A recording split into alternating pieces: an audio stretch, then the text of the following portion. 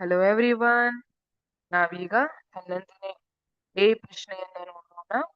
ಇದು ಅಥವಾ ಪ್ರಶ್ನೆ ಅಂದ್ರೆ ನಿಮ್ 11ನೇ ಪ್ರಶ್ನೆಗೆ ಚಾಯ್ಸ್ ಇದೆ. ನಿಮಗೆ 11ನೇ ಪ್ರಶ್ನೆ 4 ಅಂಕಗಳನ್ನ ಹೊಂದಿರುತ್ತೆ. ಇದರಲ್ಲಿ ಮೊದಲನೆಯ ಪ್ರಶ್ನೆ, 350 ವ್ಯಾಟ್ ಸಾಮರ್ಥ್ಯದ ಬ್ರೆಡ್ ಟೋಸ್ಟರ್ ದಿನಕ್ಕೆ 6 ಗಂಟೆಗಳ ಕಾಲ ಬಳಕೆಯಾಗುತ್ತದೆ. 250 ವ್ಯಾಟ್ ಸಾಮರ್ಥ್ಯದ ಇಸ್ತ್ರಿ ಪೆಟ್ಟಿಗೆಯು ದಿನಕ್ಕೆ 4 ಗಂಟೆಗಳ ಕಾಲ ಬಳಕೆಯಾಗುತ್ತದೆ. ಈ ಉಪಕರಣಗಳನ್ನು 30 ದಿನಗಳ ಕಾಲ ಬಳಸಿದರೆ 1 ಕಿಲೋವ್ಯಾಟ್ ಗಂಟೆಗೆ 4 ರೂಪಾಯಿಯಂತೆ ಉಪಯೋಗಿಸಿದ ಒಟ್ಟು ಶಕ್ತಿಯ ಮೌಲ್ಯವನ್ನು ಲೆಕ್ಕಾಚಾರ ಮಾಡಿ. ಇಲ್ಲಿ ಒಂದು ಬ್ರೆಡ್ ಟೋಸ್ಟರ್ ಇದೆ, ಇನ್ನೊಂದು ಇಸ್ತ್ರಿ ಪೆಟ್ಟಿಗೆ ಇದೆ. ಬ್ರೆಡ್ ಟೋಸ್ಟರ್ ಸಾಮರ್ಥ್ಯ ಎಷ್ಟು? 350 ವ್ಯಾಟ್. ಹಾಗೆ ಇಸ್ತ್ರಿ ಪೆಟ್ಟಿಗೆಯ ಸಾಮರ್ಥ್ಯ ಎಷ್ಟು? 250 ವ್ಯಾಟ್. ಈಗ ಬ್ರೆಡ್ ಟೋಸ್ಟರ್ ದಿನಕ್ಕೆ 6 ಗಂಟೆಯ ಕಾಲ ಬಳಸ್ತಾ ಇದ್ದಾರೆ. ಇಸ್ತ್ರಿ ಪೆಟ್ಟಿಗೆಯನ್ನ 4 ಗಂಟೆಗಳ ಕಾಲ ಬಳಸ್ತಾ ಇದ್ದಾರೆ. ಈಗ ಈ ಉಪಕರಣಗಳನ್ನ 30 ದಿನಗಳ ಕಾಲ ಬಳಸಿದ 1 ಕಿಲೋವ್ಯಾಟ್ ಗಂಟೆಗೆ 4 ರೂಪಾಯಿಯಂತೆ ಉಪಯೋಗಿಸಿದ ಒಟ್ಟು ಶಕ್ತಿಯ ಮೌಲ್ಯವನ್ನು ಲೆಕ್ಕಾಚಾರಕ್ಕೆ ಹೇಳಿದ್ದಾರೆ. ಹಾಗಿದ್ರೆ ಬ್ರೆಡ್ ಟೋಸ್ಟರ್ ಬಳಸಿದ ಒಟ್ಟು ಶಕ್ತಿ ಅಂತ ನೋಡೋಣ. ಅಥವಾ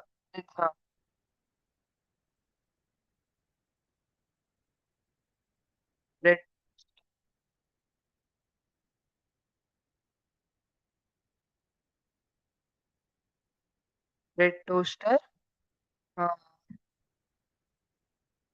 ಟೋಸ್ಟರ್ ಉಪಯೋಗಿಸಿದ ಒಟ್ಟು ಸಾಮರ್ಥ್ಯ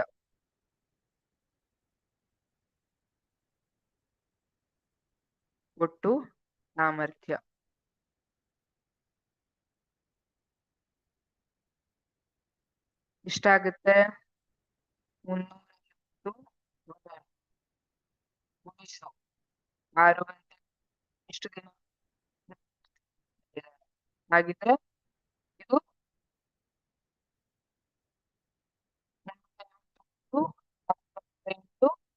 30 ದಿನ ಎಷ್ಟು ಬರುತ್ತೆ? ಇಲ್ಲಿ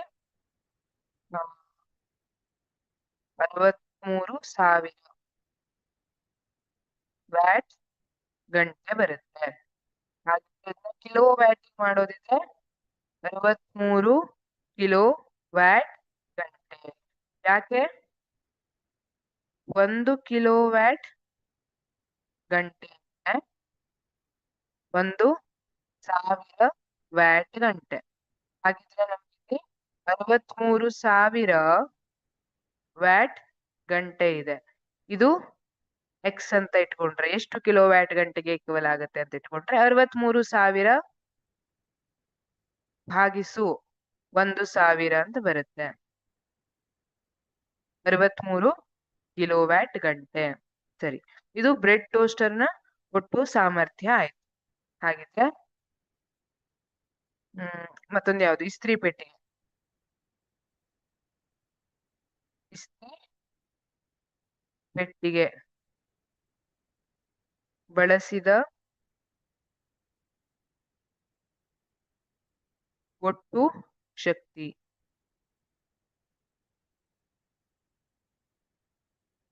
ಇಲ್ಲೂ ಹೀಗೆ ಬರೆದು ಬಿಡೋಣ.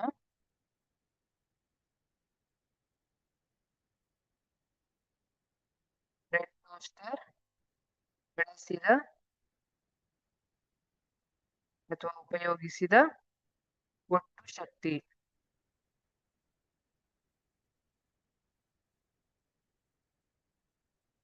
ಉಪಯೋಗಿಸಿದ ಒಟ್ಟು ಶಕ್ತಿ.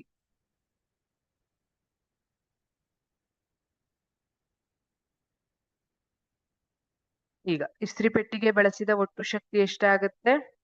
250 ವ್ಯಾಟ್ ಸಾಮರ್ಥ್ಯ ಹೊಂದಿದೆ. 4 ಗಂಟೆಗಳ ಕಾಲ ಬಳಕೆಯಾಗ್ತಾ ಇದೆ.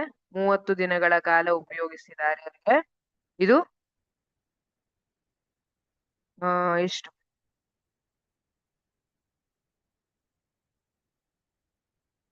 30,000 ವ್ಯಾಟ್ ಅಲ್ವಾ? ಈಗ ಇದೇ ರೀತಿ 30,000 ವ್ಯಾಟ್ ಗಂಟೆಯನ್ನ ಕಿಲೋ ವ್ಯಾಟ್ಗೆ ಕನ್ವರ್ಟ್ ಮಾಡಿದ್ರೆ 30 ಕಿಲೋ ವ್ಯಾಟ್ ಗಂಟೆ ಅಂತ ಬರುತ್ತೆ. ಸರಿ, ಇದು ಯಾವುದು? ಇಸ್ತ್ರಿ ಪೆಟ್ಟಿಗೆ ಬಳಸಿದ ಒಟ್ಟು ಶಕ್ತಿ. ಈಗ ಇವೆರಡನ್ನ ಕೂಡ್ಸೋಣ. ರೆಡ್ ಟೋಸ್ಟರ್ ಮತ್ತು ಇಸ್ತ್ರಿ ಪೆಟ್ಟಿಗೆ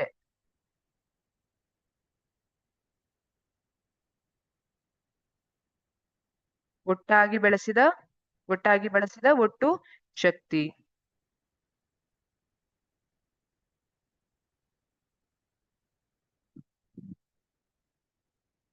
ಏನ್ ಮಾಡ್ಬೇಕು? ಇವೆರಡನ್ನ ಕೂಡಿಸ್ಬೇಕು ಅಲ್ವಾ? 63 ಕಿಲೋ ವ್ಯಾಟ್ ಗಂಟೆ ಪ್ಲಸ್ 30 ಕಿಲೋ ವ್ಯಾಟ್ ಗಂಟೆಯನ್ನ ಕೂಡಿಸಬೇಕು. ಎಷ್ಟು ಬರುತ್ತೆ? 93 ಕಿಲೋ ವ್ಯಾಟ್ ಗಂಟೆ. ಈಗ 1 ಕಿಲೋ ವ್ಯಾಟ್ ಗಂಟೆಗೆ 4 ರೂಪಾಯಿನಂತೆ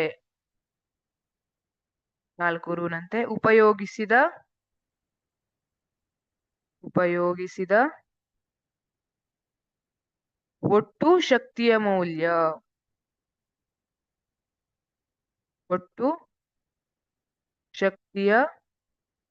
ಮೌಲ್ಯ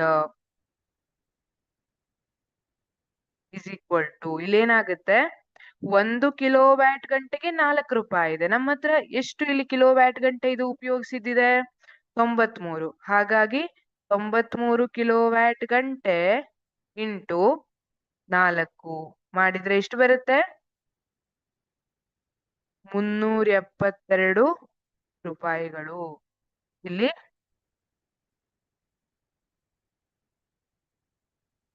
ರೂಪಾಯಿ 372 ಯೂನಿಟ್ ಅನ್ನು ಬರಿಬೇಕು, ಇಲ್ಲಾಂದ್ರೆ 372 ಏನು ಅಂತ ಗೊತ್ತಾಗೋದಿಲ್ಲ. ಹಾಗಾಗಿ ರೂಪಾಯಿ 372 ಇದು ಸರಿಯಾದ ಉತ್ತರ. ಇಲ್ಲಿ